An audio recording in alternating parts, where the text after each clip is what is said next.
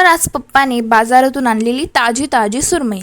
तर सुरमई फ्राय करायचं ठरवलं. स्वच्छ सुरमई धुवून घेतली आणि त्याला घरगुती मसाला, हळद, थोडे धनेपूड आणि थोडा कांदा लसूण मसाला आणि लिंबू पिळून घेतला. त्यानंतर टाकलं त्यात आलं लसूण मिरचीची पेस्ट आणि चवीनुसार मीठ. आलं लसूण मिरचीची पेस्ट अगदी थोडीच घेतलेली आहे, कारण जास्त घेतली तर करपून जाईल फ्राय करताना. त्यानंतर तांदळाचं पीठ घेतलं फ्राय करायला आणि रवा घेतला आणि रव्यामध्ये थोडीशी हळद, थोडा मसाला आणि त्यात थोडंसं मीठ घालून पूर्ण मिक्स करून घेतलं आणि थोडा जरा रवा अजून एक्स्ट्रा ॲड केला त्यात.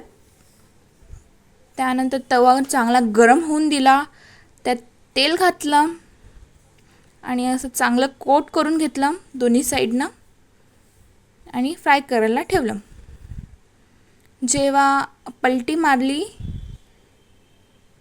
तेव्हा त्यात लसणाच्या पाकळ्या ठेचून घेतलेल्या ते टाकल्या.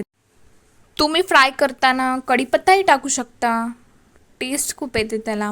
त्यानंतर बघू शकता कसं पीस फ्राय झालेला आहे. एकदम स्लो हाय फ्लेमवर हे फ्राय करून घ्यायचं.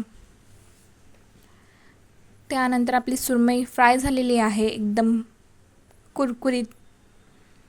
तर थँक्यू फॉर वॉचिंग.